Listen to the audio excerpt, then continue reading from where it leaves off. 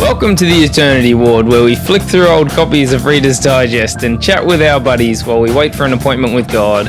I'm Nick McKinnon. And I'm Chris Adams. How you going, Nick? I'm doing well, Chris, and before we get to how I'm doing, I'm very intent on asking how you're doing. I'm doing well. I'm good. All good. Good. All is well. How's your car? Well. How's your dog? Well. How's your wife? Well. How's your worms Armageddon? Yeah, I'm killing it. Killing it. Murderer. They're just worms. They don't have souls.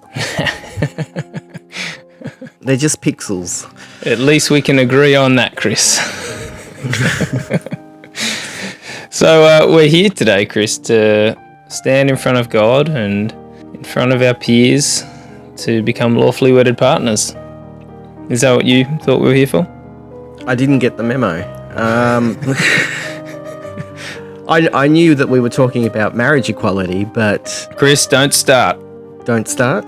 This is the linguistic gymnastics that people play on either side of the debate. When you call it marriage equality, you're inferring that things are unequal or unequal would be the proper term right now. And so what you're saying is that anyone that is against it is against equality, the bastards. Would you prefer that I called it same-sex marriage? I would prefer that you called it same-sex marriage, Chris. Really? I really would. I really think this matters. Because, so what happens is the words we use... Yeah, I know what happens. I specifically use the word marriage equality for a reason. Because you want to demonise the people on the other side of the debate. I'm aware that, people can use same-sex marriage or they can use marriage equality and it can frame how you feel about it in different ways. How would you describe the differences between those two terms? Yeah, well, so I think when you use the term marriage equality, in your own mind, you are saying that people that disagree with this are the same sort of people that were against all the other equality struggles in the past, so racial ones and gender ones and that sort of thing. And I don't think that's fair for marriage equality. I think you need to debate the issues on their own merits and not link them to things in the past. And I think we need to see each other as human beings and not as you're wrong and I'm right. And so anything that allows you to marginalise the opposition and see them as less than humans, I think is unhelpful. For you, Chris, not for anyone else, but for you.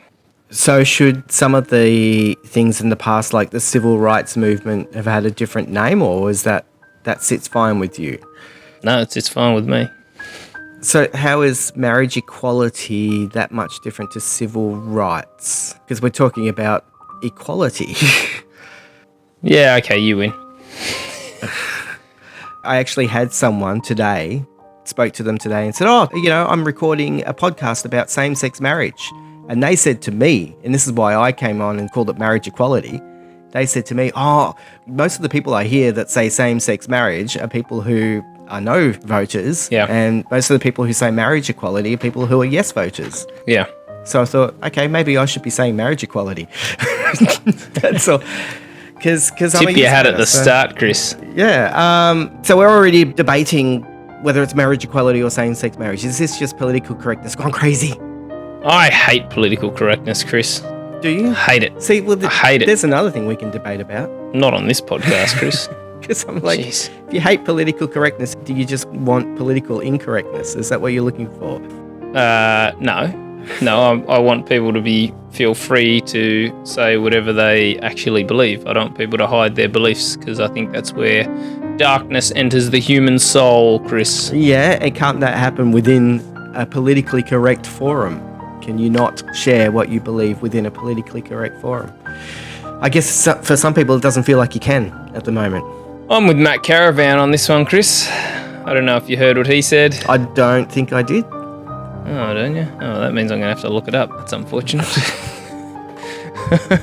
I don't know. He said something along the lines of this idea that it's been a vitriolic campaign was brought up, and he essentially said, we're a bunch of shrinking violets who are pretending there's all this vitriolic stuff going on when really the debate has been very civil. And like, obviously there's been stuff said at the extremes, but geez, if you're going to take that as being mainstream beliefs, then you're not going to have any conversation ever.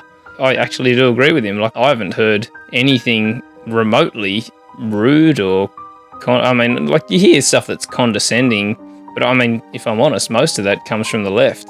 Most of the stuff that I've seen that is labeling and marginalizing is from people on the left who are saying that, everyone that disagrees with marriage equality or same-sex marriage is a bigot and a homophobe. And I just think that's so far from the truth. If you actually listen to the heart of people that are brave enough to share their views, the vast majority of them just have quite reasonable objections. Like, you don't have to agree with their points of view, but you can listen to them and try to understand with empathy where they're coming from and not just shout them down.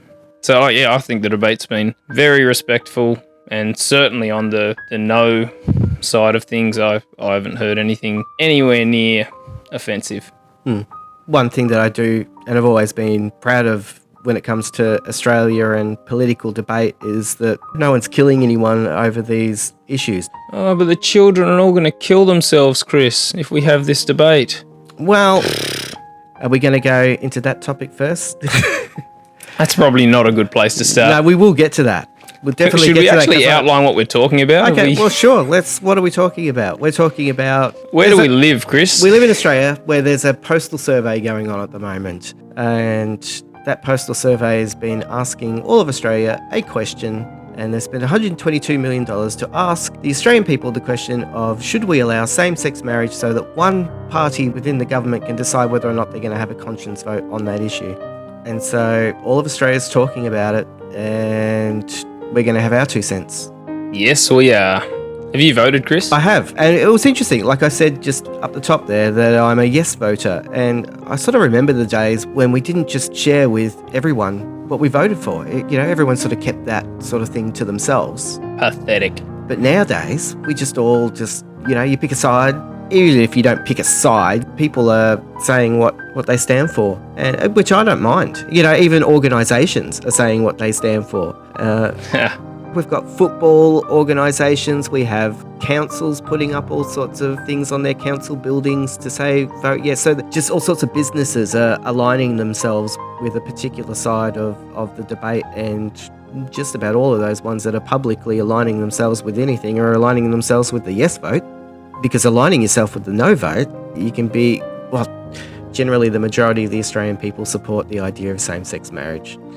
We're about to find out if that's true. Overwhelmingly. We already know it's true, Chris. You know how we know it's true? Polls. No. How do we know it's true? How do we know it's true, Chris? Polls can be wrong. The only time I've bet money, Chris, was on Trump losing the election. Polls are wrong. At least they were on that occasion. And I lost $25. No, it was $100. I lost $100. Really? The only time I've ever bet money on something. Yeah, I've never done. I don't gamble. I bet the hour after the pussy grabbing thing came out, and I thought, geez, these odds are going to plummet. And I thought, I better get in now because I'm going to make some money. Yeah. Just surely no one's going to vote for someone that advocates grabbing women's genitals. I was wrong. People do still vote for people like that. Anyway. Corey Bernardi has come out and said, he's a bit of a far right-wing politician in Australia. He's come out and said that he's not giving up the vote. Why would you? He believes that a lot of people are voting no and claiming that they're voting yes because they're scared of what people are going to say if people think that they're voting no. And he thinks that it's very much potentially another Trump/Brexit result that we may end up with here. Yeah, he's wrong. Yeah. Okay, so here's how we know, Chris. How do we know? Here's how we know. Because every single organisation that has a financial interest is publicly saying, yes, Telstra, we support gay marriage. Every single company out there is just fully behind the yes campaign. And the only reason, they don't care about marriage equality. They care about making money. And so the only reason they do it is because they think there's money in it. And they are not stupid. None of these companies are stupid. They know what they're doing. And so they go, all right, the vast majority of people support same-sex marriage. let's get out there quickly and say that we do too, because then there's going to be money in it and we won't look like some backwoods company. We'll look like a progressive, forward-looking company and we will make money out of it. That's how you know, Chris. Okay. Watch the money. Yeah. All right. So it's going to happen. It is going to happen. And I'm the person that lost money on Trump. So my word is absolutely infallible. Have you voted yet? I have voted yet. You have voted yet. I was not quick to vote, but I was quick enough. Did you need to deliberate on what you were going to choose between yes and no? I did 10 years ago. Yeah. Yeah. Not in the recent history, no. But so I think for me, the place to start is that what we're talking about isn't homosexuality, like whether that's right or wrong. Like what we're voting on is the law. It's should it be legal or illegal for same-sex people to be married. Mm-hmm. And so that's what it's about. And so anytime the law is involved, in my mind, it comes down to what are the benefits and harms that will come from changing that law. I think you and I both agree. I think most Australians probably agree that we shouldn't even be having this postal plebiscite. Politicians, if they were doing their bloody job, would sort this out themselves. That being said, I've got no problem with us actually doing it, because if it helps move the discussion forward, I think that's fine. And like the arguments against having the plebiscite were that it could cause harm to the poor minority people who are vulnerable, and I just think that's so condescending. Like the idea that gay people are just so weak and fragile that they can't handle having a discussion that they've already had their whole life is just ridiculous. It's blatantly inaccurate. The only thing you can argue is the $122 million, and I agree it's a waste of money, but then every time Parliament sits it costs millions and millions of dollars, so I don't know. Yeah, it's hard to gauge whether 122 is a lot, isn't it? It's a lot for you and me, Yeah. but it's not a lot for the government. Yeah. So, I don't know. I'd still argue with you that having the postal survey in the first place, has that been harmful at all to the gay community? I mean, I'm not part of the gay community, so I'd need to ask the gay community. But surely if anyone's got a thick skin, they would have to have developed one by now, right? You would have to. You'd have to. Yeah. To come out as gay has got to be a difficult thing. I mean, you and I have both worked with young people who have gone through that process of discovering who they are.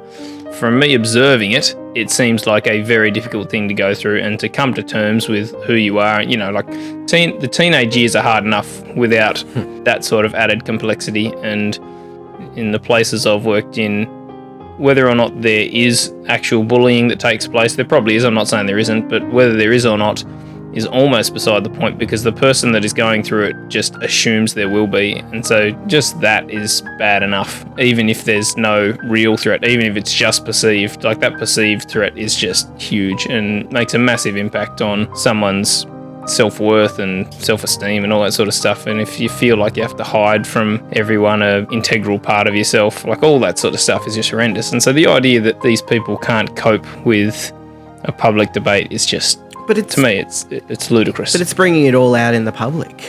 They're Good. They're hearing a lot of these negative messages that I'm sure they've heard before, but they're hearing them every day because this is a public debate which is going on. They're seeing it on ads on television. It's in their face.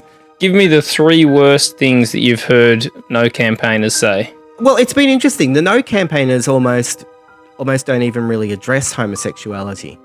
They do seem to be talking more about if we allow same-sex marriage, then we're going to end up with the Safe Schools program in schools all around the country. And that's what they're worried about, is that we're going to have a different sort of sex education for our young people, which is going to promote a gay lifestyle. That's sort of the thing that they've been going on about a lot.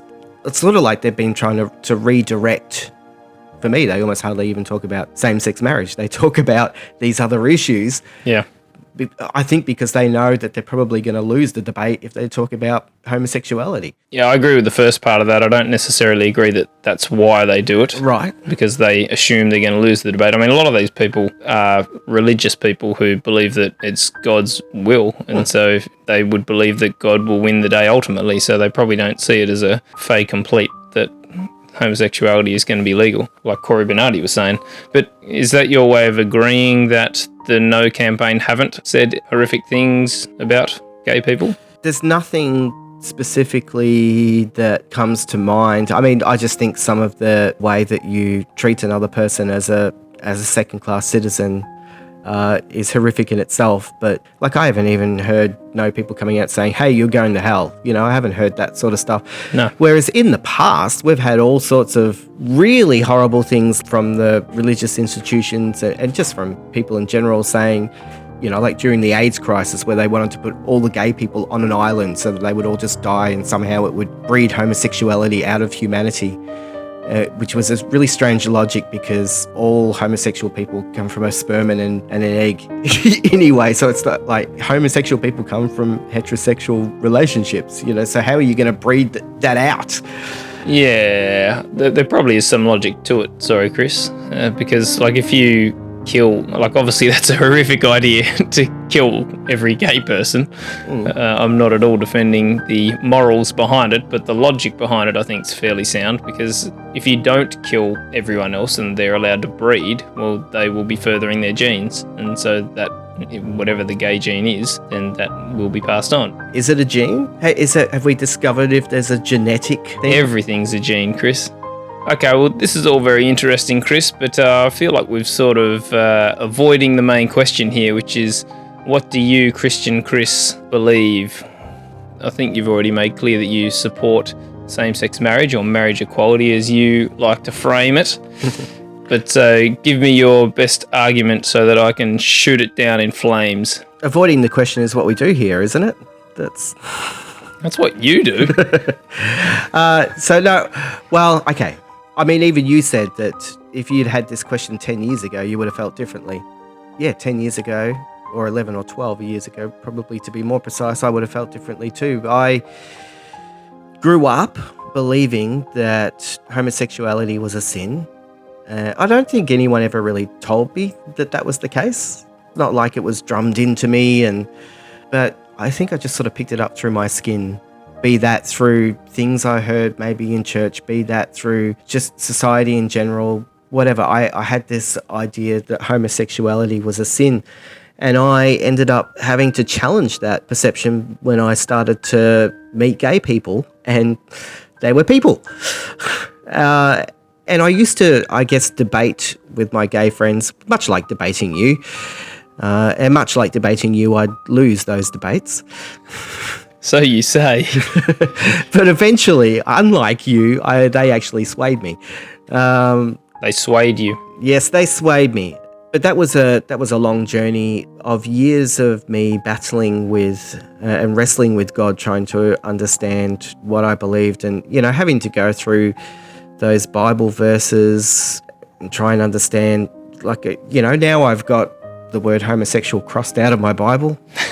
That's a new interpretation. We didn't have the word homosexual until like mid last century, sort of thing. So what word did they use? Just like man who likes to put penis in arsehole?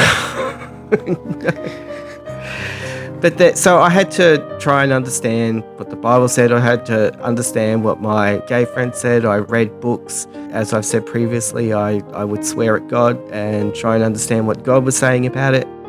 The biggest thing that sort of changed for me was when it finally dawned on me that I'd never chose my sexual orientation. So why did I think that a gay person was choosing their sexual orientation? So if they weren't choosing their sexual orientation, then how could they be held to account? There was this gradual awakening for me, or maybe it was really quick, I can't remember, but it was like, wow, I like girls. I really like girls. And why would that be any different for someone who had a different orientation? What do you like about girls, Chris? Oh, where do I start? But it was boobs. Yeah, boobs. I like boobs. Sure. So I came to the realization that homosexuality was natural. Well, it's either natural or an intended purpose by God. If God exists, then it's an intended thing. So it's natural. It's fine. And that felt good to come to that realization. I'd been wrestling and feeling bad about it for so long, and I got to that point and I went, this feels good, this feels right, this feels freeing, this works. And whether there's a gay gene or whatever, I just don't think that we're going to end up with any more or less gay people no matter what we do. We're just going to have somewhere between 3 and 10% of people are born gay, and to deprive them of equality is wrong. So I do think saying no to same-sex marriage and believing against that is a wrong belief, because I think that it harms other people. But I also have to maintain that, yes, I was in a different place 12 years ago, and I've moved and I've changed.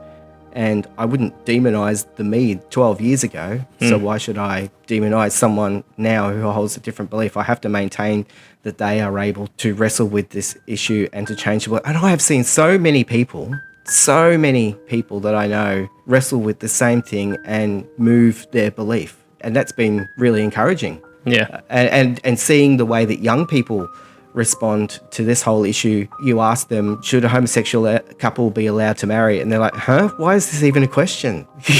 And to see them stand up in their church youth groups and argue against their youth group leaders and stuff. Because they have their gay friends, and they know that their gay friends are the same as anybody else. And if they can see that the church isn't a safe place for their gay friends, then... Goodbye, church. I don't know. Yeah. Goodbye, church. I think the church is just shooting themselves in the foot by being so gung-ho about this. They're not necessarily talking about homosexuality a lot. They're talking more about same-sex marriage. But I think that they're still hung up on sexuality, and that's where the motivation comes from to vote no a lot. I can't say that that's the same with everyone. Different people are going to come from a different place. But so I went on a journey, and here I am. What about you? Well, can I just ask a question about that first? Sure. So it sounds to me, correct me if I'm wrong, but that life experiences and relationships that you had and all those sort of things are the thing that changed your mind, that was instilled in you by religion. Like, not necessarily explicitly from, your parents or anything like that, but to just, it seeped into your brain somehow. It seeped in. It felt like it was something that my psyche had been indoctrinated with, and I had to clean it out. Yeah. When I cleaned it out, I felt better. That goes for a bunch of other things. And not all of those messages came from religion. Society was pretty harsh towards homosexuality for a long time. So the messages can come from a whole bunch of different areas, but you pick them up. But I think there are plenty of verses in the Bible that are very easily interpreted as saying God doesn't approve of homosexuality.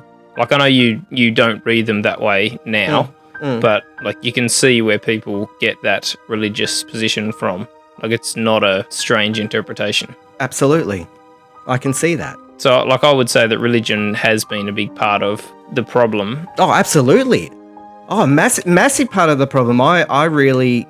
like Jesus talked about the Christians will be known by their fruit, by their actions. What does that tell me about the actions of the church? It was slightly mentioned earlier, the suicide rate in young homosexual people is astronomically high. I guess there's a lot of religious people which will say that the gay lifestyle is to blame for that. They end up in the gay lifestyle and they end up committing suicide because they're in a bad and broken and sinful place. Because the punishment for being gay is death, Chris. It says that in the Bible. Well, I can take you on for all those verses if you want. Romans chapter 1 verse 32, Chris. All right, Romans chapter 1 verse 32. Although they knew God's righteous decree that those who do such things deserve death, they not only continue to do these very things, but also approve of those who practice them. That's you, Chris. You approve of those who practice them. And that came out of, Romans 1, 26, 27 beforehand, right? Correct. Which talked about men lying with men and women with women. In an unnatural way. Yeah, because it's unnatural, because natural is man and woman, Chris. Well, what's unnatural? If I lay with a man and I'm naturally now you're talking. Heterosexual, yeah, that's unnatural. Do you agree that gay people have a natural orientation towards those of the same sex? Yes. Right. So it's not something that they choose. It's not something that they can change. No. Right. So they're not actually abandoning or rejecting heterosexuality in the first place. They certainly are not. All right. So that's not an option for them. So if applied to gay people, Paul's argument could work in the other direction. I'm glad you're able to interpret it that way. Do you really think that's what Paul was trying to say with that verse? I was about to say something really controversial. Paul wrote it, not God. No, I was going to say something much more controversial than that. Well, say it. There was a theory that Paul was homosexual. Yeah, there was a theory that Paul was homosexual. Yeah, right. Well, there was a theory that Jesus was too. Yeah, I know. Yeah. I mean, he was never married. He got to 33. I can't imagine getting to 33 without having sex. That's craziness. Yeah. Anyway, so we're talking about, the gay lifestyle is the thing that, homosexuals die because of that. But I don't know, that's their 1 + 1 = 2 by the religious people, gay lifestyle, death. Obviously. Yeah, but I don't know. I think they got their sums a bit wrong. If you are a gay person and you're booted out of your house by your religious family and the church tells you that you're going to hell and society calls you names and turns their back on you or bashes you, then, well, yes, you are going to run to a community that actually accepts you. And two, why doesn't all of that equal the suicide? So that's my 1 + 1 = 2. So I think the church has a massive thing to be responsible for. Yeah, but the Bible only gives one of those 1 + 1 = 2s. It doesn't give minority plus persecution equals death. It gives homosexuality equals death. We're talking about 6 tiny verses out of 31,000 verses. Jesus doesn't even talk about homosexuality. We're meant to ignore the laws from Leviticus.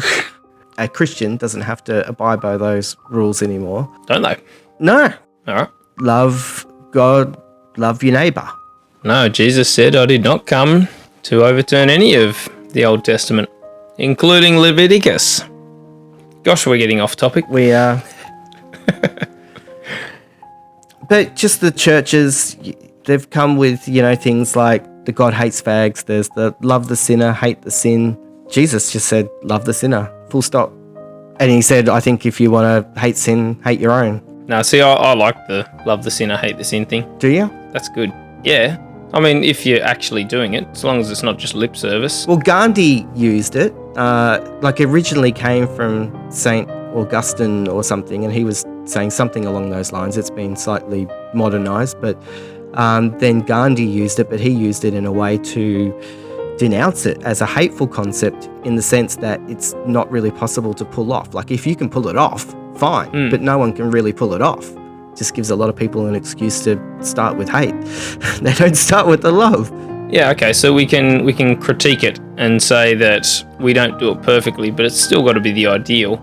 Like, I think it's very similar to the Majid Nawaz quote that I've said at least once, that no person is beneath dignity and no idea is above scrutiny. Yeah. Like, we have to be able to have a go at any belief, but we also have to be able to absolutely respect every single individual.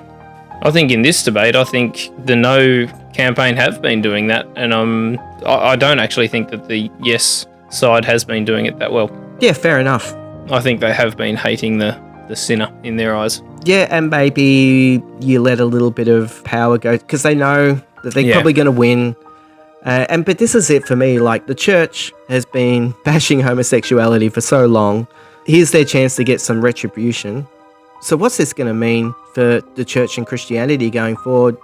It reminds me of a lot of, it's weird, a lot of what makes up my beliefs come from a movie called The Breakfast Club, which I love. Hollywood movies is where we get all our ideas from, Chris. There's this one scene where this principal who's been really oppressive of these students, he's keeping them for detention and he's being really horrible and nasty to these rebellious students. He's talking to the janitor and he says, you know what, the thing that keeps me awake at night, the thing that keeps me awake is that one day these kids are going to have to look after me, when he's in his retirement home or something. And the janitor turns to him and goes, you think so? You should be worried about that. He's like, you really think so after the way you're treating them? I think the church is going to pay a bit for the way that they've handled this over the long run. It's going to hurt. Yeah, I think it already has. Yeah, and maybe it should. You were talking earlier about being in youth groups and talking to young people about this issue, and I had the same experience. I was paid to be working for a church with their sort of like their Sunday morning group where the teenagers would come out with me so they didn't have to sit through a boring sermon.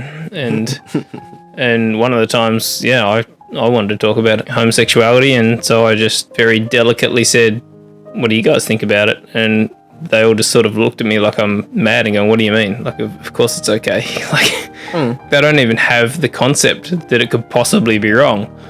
And these are very Christian kids. Like, I don't want to give anything away about who they were, but they were very Christian.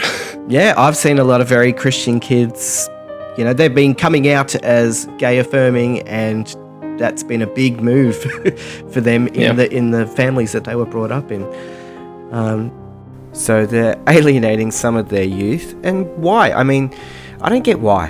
When we're supposed to have a separation of church and state. And even if you believe it's a sin, just say, not in our church, but at least say, hey, you can have a civil marriage. Why not do that? I think the church really stuffed up there. Yeah. Like, they should have been able to see the direction this conversation was heading, and they should have been far more jumped on that. Proactive and said, look, we will give you a civil thing. Instead of doing that, they just went, no. Yep. It's a massive mistake on their part. Yep. What about you? What was your journey from way back then?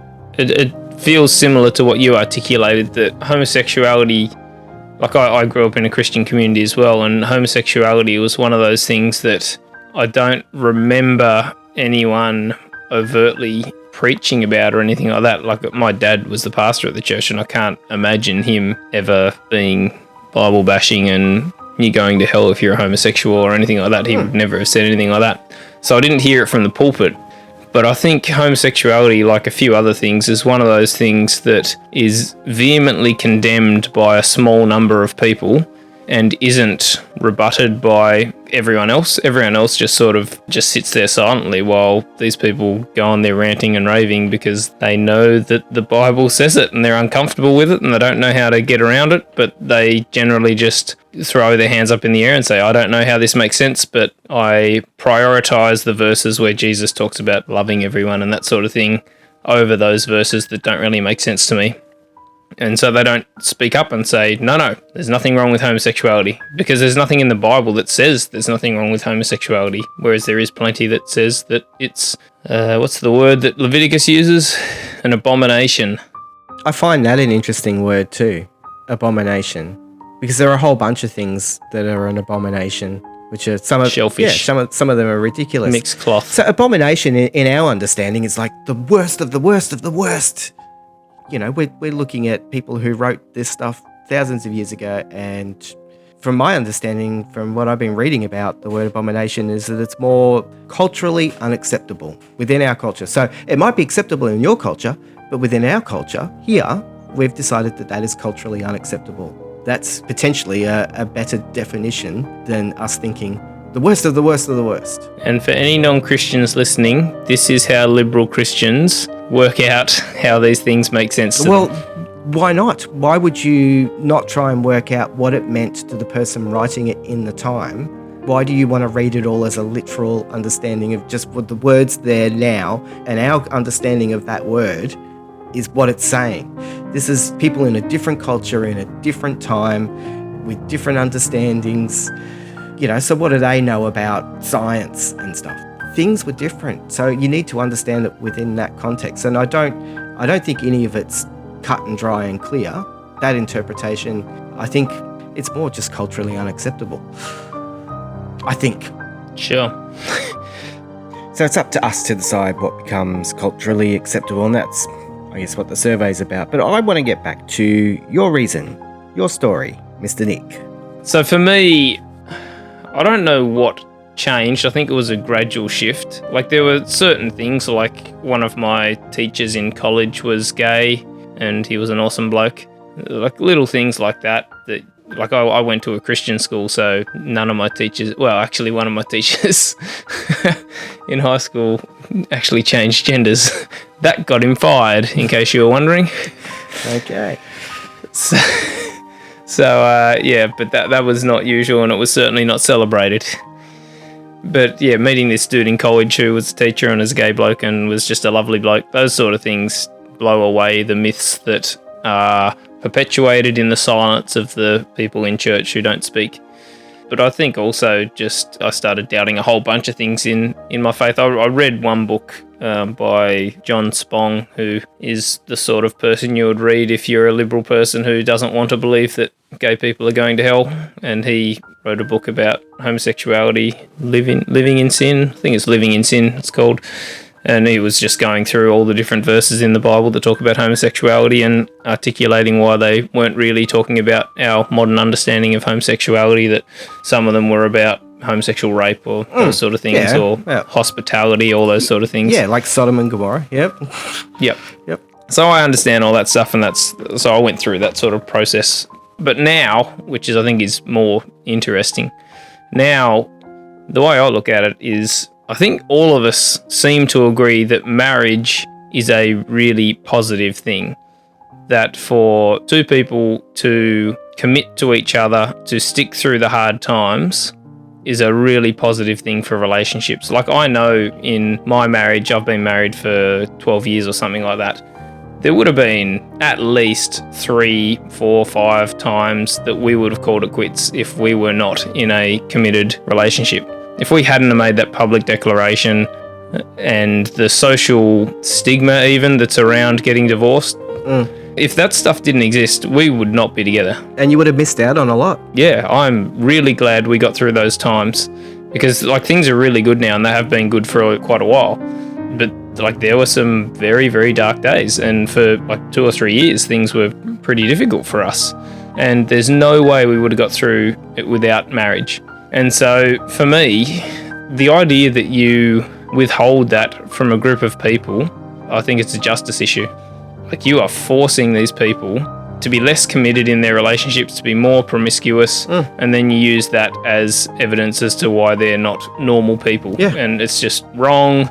So one of the issues that's brought up by the No campaign that I find strange, they talk about the impact of children being adopted. They talk about that if homosexual people are able to be married, then it creates the sort of social norm that gay people can be parents, and that they think that it's beneficial for children to have a mother and a father, that there is a biological difference between men and women, and that it's not that that men are better than women or that women are better than men, but just that complementary nature of the two genders is helpful for a young person being raised.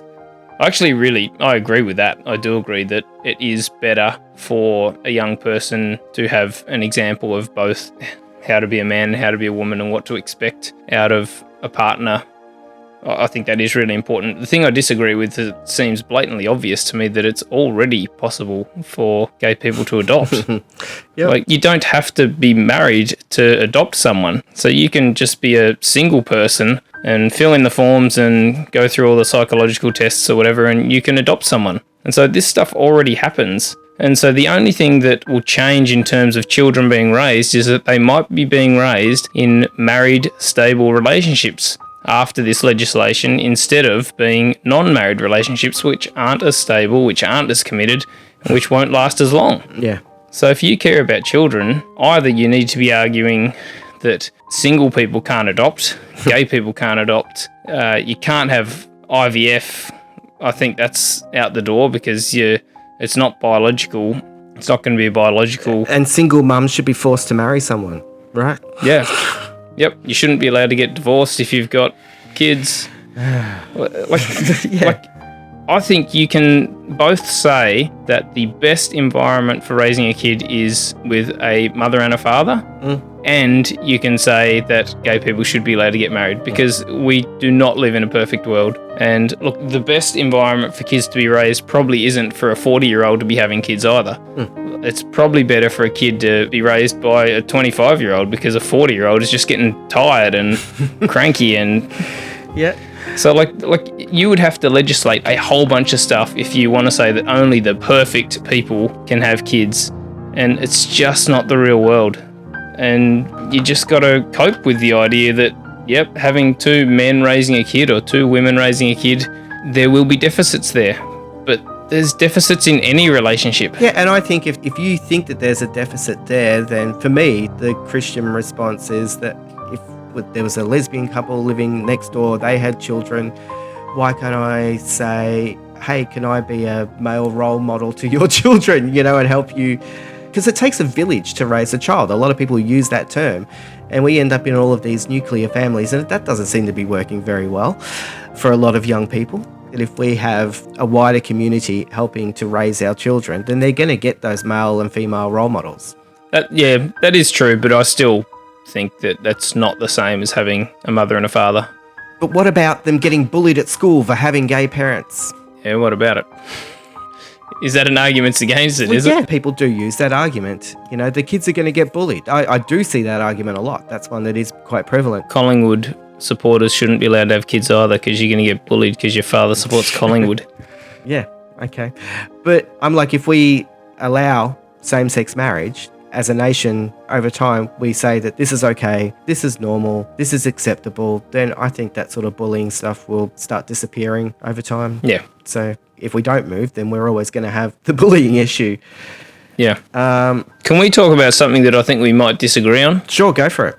Because I like talking about those things more than the things we agree on. I feel like we've found a fair bit to disagree on anyway. Oh, do you? Yeah, which is good. It's been good. Yeah. I didn't think there was, but there you go. Yeah, we like wrestling. Yep. We like wrestling. So one of the things that the No campaign bring up quite a lot is this Safe Schools program, which has been talked about a lot, which for people that aren't aware of it, Safe Schools is in theory, an anti-bullying program specifically targeted at whatever the acronym is, LGBTIQZAMTPL. LGBTQIA. That's what I said. Plus, sometimes people put a plus on the end, Chris. They do. Just because they don't want to offend anyone by missing out a letter. Grow up, people. So there's this Safe Schools program specifically targeted at that minority of people. The Christian folk are very white. Well, probably not just Christian folk. I think it's fair to say the vast majority of people that raise this are Christian folk, or religious folk at least. I'm sure Muslims are behind it as well, and Jewish people. So in theory, it's this anti-bullying program, and of course no one would be against an anti-bullying program. But the problem is it has a whole bunch of other, they would say radical gender theory stuff around gender fluidity, how gender isn't biological, it's psychological, and that someone should be able to change their gender whenever they feel like it. I think this is an issue that we might have some disagreement on, because one of the things that I dislike is I think it's dangerous for this issue to be tied to same-sex marriage. So I don't like that the No campaign are raising it in this environment, because I think what it's going to do is people that are voting yes on same-sex marriage, and I believe that's the vast majority of people, I think the vast majority of people think that same-sex marriage is the right thing to do. Including the vast majority of Christians from the polls, if we believe them. No, not the vast majority. Yes, the majority. There was one poll I saw, 65%. Anyway, go on. Okay, yeah. Well, let's agree it's a majority. I think that's radical enough a statement. I reckon. So yes, the majority of Australians will be voting for same-sex marriage, and I think it is very dangerous to put in their heads that supporting same-sex marriage is the same thing as supporting safe schools and supporting this sort of gender fluidity. Because if you get in your head that if you're anti-same-sex marriage, then you're also anti this program, then people will just sort of reflexively support this redefinition of genders, which I think is quite dangerous. Okay. You think it's quite dangerous? I do. I think children aren't adults. They've still got a lot of developing to do. And if we give them the idea that you can just choose to be whatever you want to be, if you're born with a penis and you can just choose to be female, I just don't think that's the real world. Like, if words mean anything, then male means you have a penis, and female means you have a vagina. And what happens is we end up reinforcing the stereotypes that man means a certain thing and that woman means a certain thing. And so if you're a guy who likes fashion, instead of just going, there's nothing wrong with being a guy who likes fashion, we're going to go, oh, I'm a woman. And that's just not true. You can be a guy and like what we would call feminine things. Yeah. If you're a guy and you like playing with Barbie dolls, there's nothing wrong with that. You can be a guy who likes wearing a dress, yeah? Yeah, go for it. I couldn't care less. Still be a guy, yeah. But if instead of fighting those stereotypes, we're reinforcing them and we're saying to young people, like if you're talking about 25-year-olds, I don't care. They can do whatever they want. But if you're talking about 10-year-olds, you're giving them the message that you can choose your gender, and they go, well, if I'm a girl and I like playing football and I like playing with trucks and mucking around with the boys, maybe I'm a boy, I'm going to get a sex change. And everyone around you is going, we support you 100%. We want you to be whoever you want to be. And like, they're positive things, obviously, to say to a young person, but you can say it in a too affirming way that actually pressures them to make a change that is permanent. Like, it's not something you can change back easily. If you start that process, it's a dangerous thing to be telling people that you can change your gender. Before we go on, can we clarify? Yes. That you don't like that this argument is being used by the No campaign around a same-sex marriage survey. I do not. So why are you using it right now? Aren't you propagating what they want you to propagate?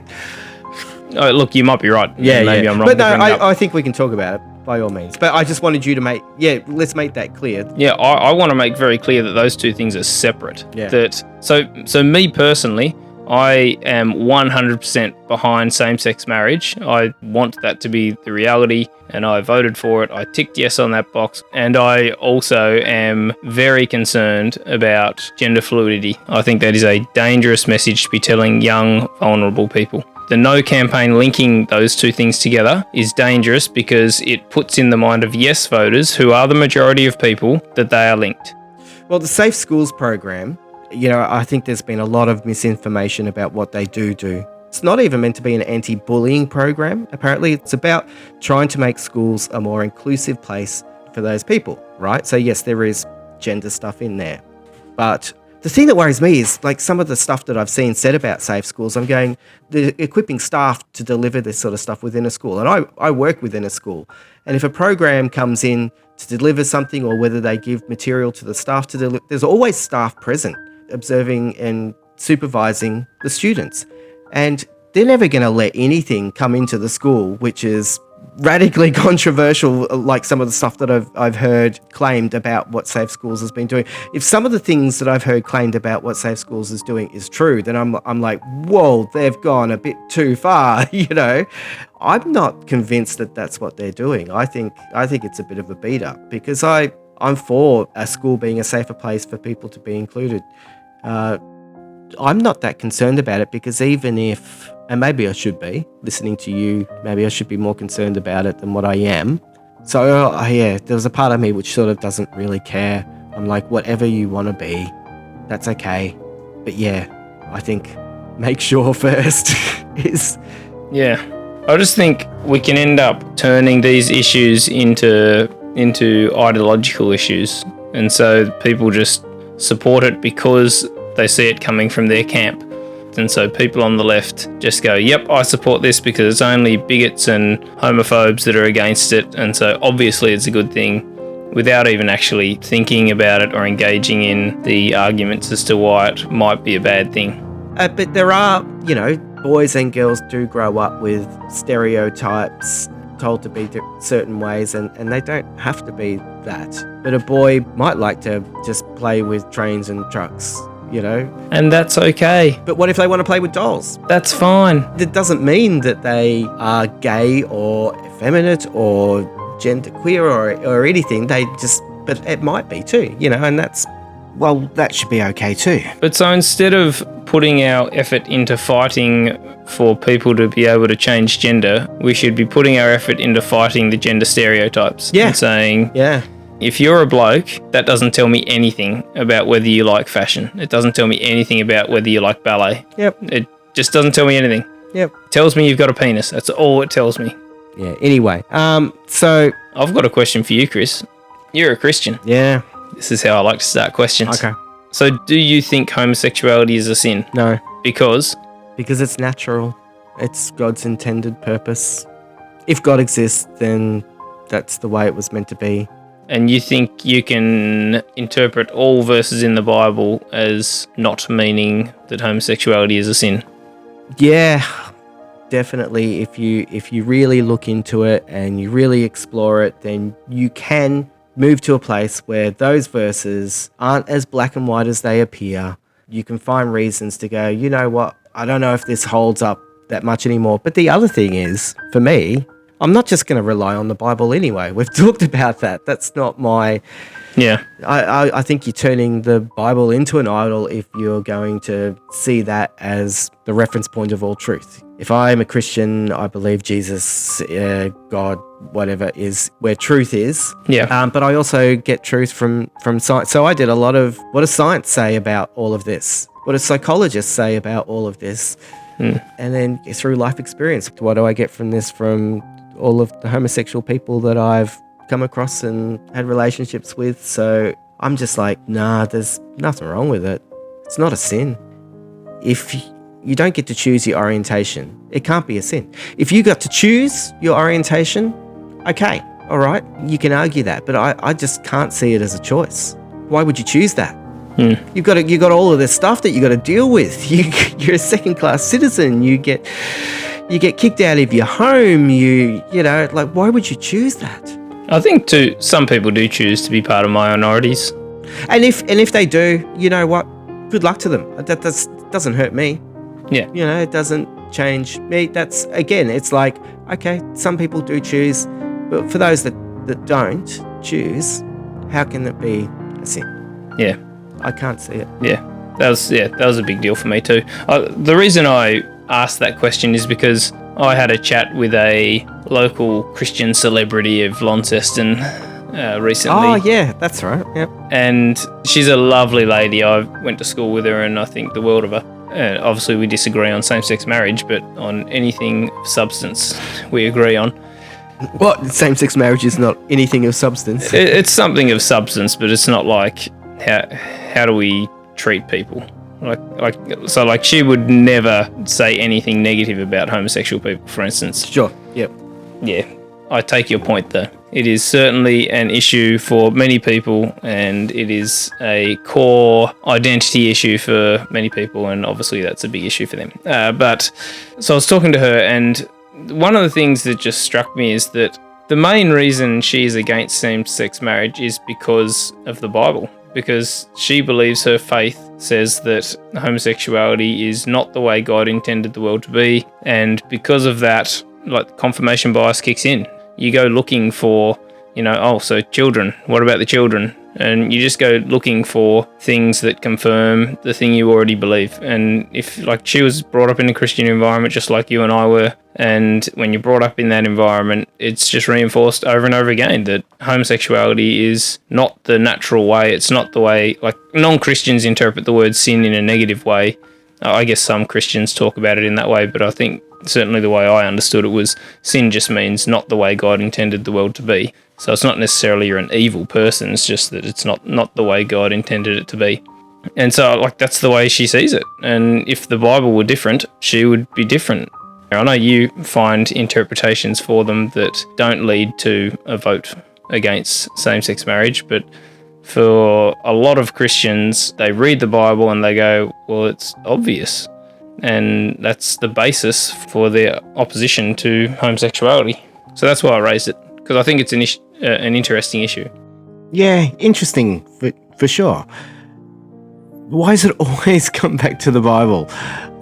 If I want to go with Bible, I could go with traditional marriage and end up with a whole heap of concubines, and I don't know. I think what they would say to that, Chris, is that there's plenty of stuff in the Bible that isn't the way the world was meant to be. So there's stuff in there about people killing people. There's, the story of David getting jealous and deliberately getting a woman's husband killed so that she could marry him. So that's in the Bible, but it's obvious that that's not what the Bible is saying is the best way to live.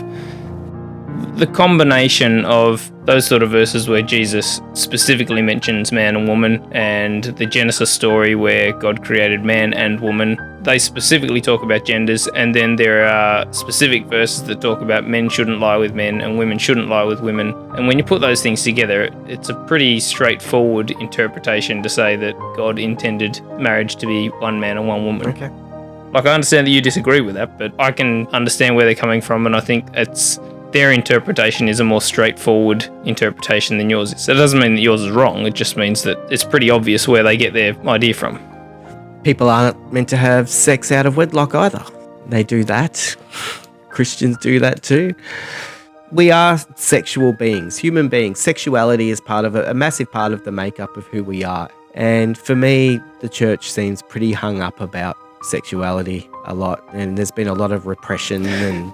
So are people. Yeah, so I guess so. But the Bible sort of says that people shouldn't do these things.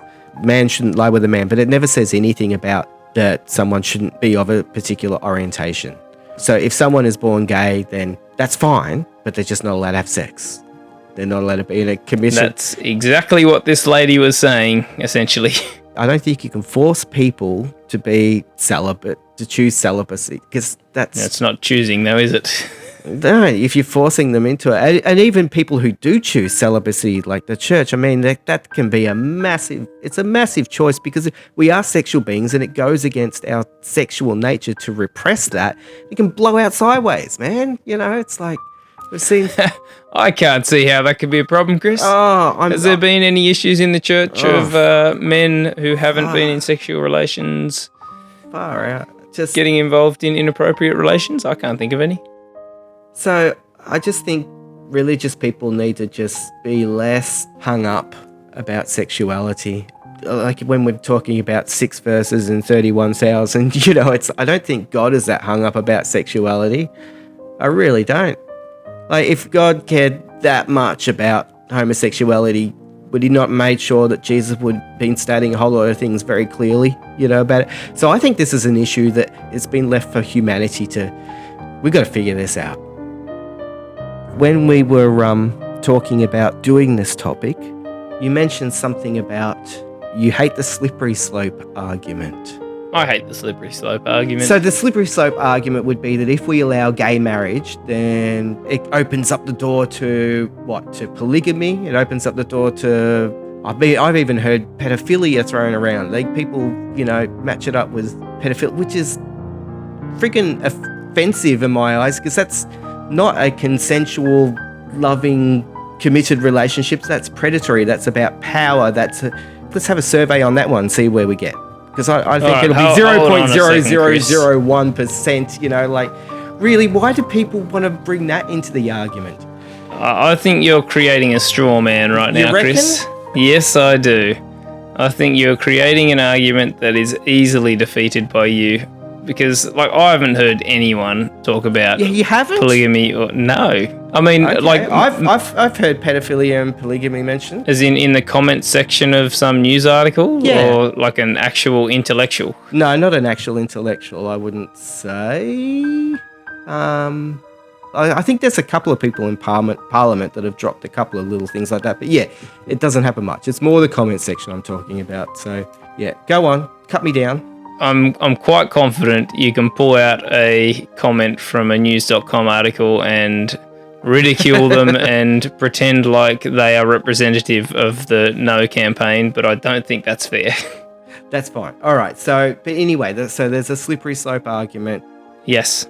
So one of the things that you've been talking about a lot is that people are saying that if we allow same-sex marriage, then we're going to have all of this this gender issue stuff brought forward into schools and so on. Okay. But anyway, what's your opinion on the slippery slope? Yeah, well, so I was worried at the start of this debate that sort of thing would have come into it, the polygamy and the pedophilia and all that sort of stuff would have come into it, but I've been pleased that hasn't. I haven't heard it at all other than from wacko people. And that's good because we need to be able to debate each individual issue on its merits. And when people talk about the gender theory stuff, I find it very hard to imagine that if you had a postal survey on whether people can change their gender, I just don't think... Well, I mean, there would be some people in favour of it, but I think it'd be the Greens and their supporters, and so it'd be like 10% of the population would support removing gender from our society, and 90% of the people would go, that's batshit crazy. Whereas with the same-sex marriage thing, it's going to be almost the reverse. It won't be 90%, but it'll be, 70 or something like that. And the danger is that, like we talked about before, that if you attach the two, that you can end up convincing more people of gender fluidity than would have been otherwise.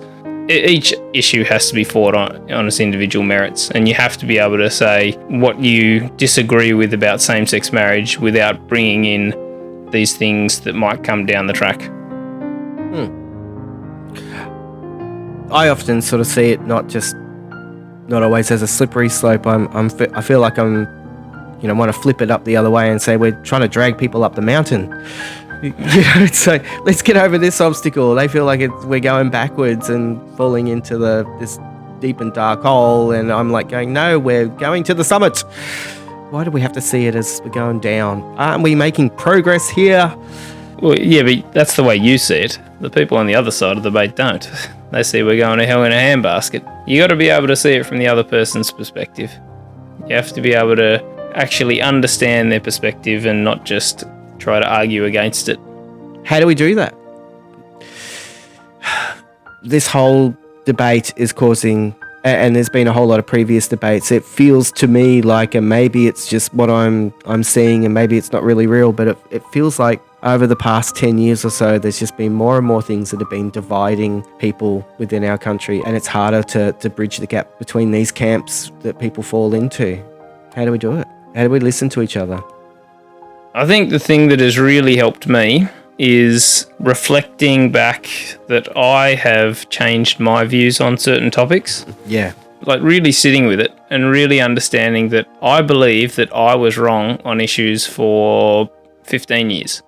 And I would have been arguing vehemently against myself on a whole bunch of issues, not just this one, but on several other ones.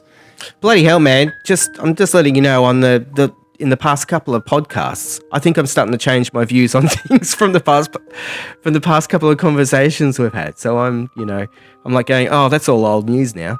I want to keep moving, but yeah, go on. Yeah, so if you allow yourself to acknowledge that I have been wrong, and not beating yourself up, just acknowledging that there's stuff I didn't know, or stuff that I didn't fully understand, or stuff that I just was plain wrong about, then it helps you to go, well, what else am I wrong about? Like, it helps you to be humble and to say that the stuff that I believe, I still believe it, and I believe it strongly, but I'm also wanting to hear from people who believe differently. Because all of a sudden, it's not that I'm right and they're wrong, it's that I hold this view and they've lived a completely different existence to me, and there's stuff that I can learn from them because they've experienced stuff that I haven't experienced. And there's nothing wrong with me saying maybe I'm wrong.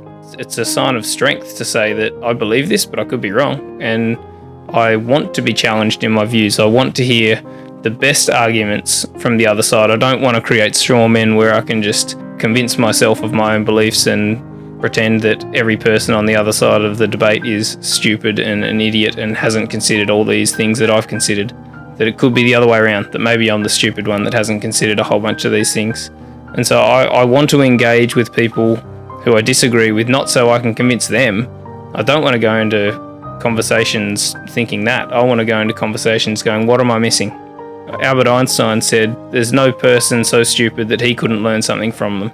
And that's been my experience when I think about it. I think everyone brings something different to the table. Yeah. I don't know, there's some certain issues that we'll probably talk about in following podcasts with all of this division in our world, and social media can play into that, and we end up in our own echo chamber, and so everything that you see just confirms what you already believe, and you don't get to hear the other side of the argument, and creates further and further division. So we're going to have to be pretty creative, I think, if we're going to find ways to feel as one again. Yep, I agree. If you read abc.net.au every day, I encourage you to delete that from your bookmarks and instead add in theaustralian.com. If you read The Australian every day, delete it, put in The Guardian. Just allowing yourself to hear another person's perspective, another viewpoint, you'll start to actually acknowledge that they have legitimate points of view and they're not just evil. They're not the enemy. They're just other people. Reckon that's a good place to leave it. Nick? I hope we've both listened to each other. What? Yeah.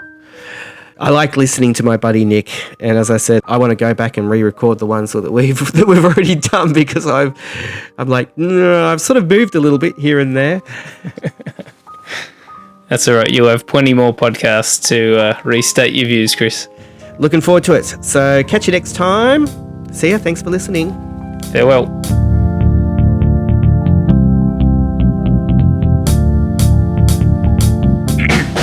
Todd here again. Are you shaking your head incredulously or nodding in approval?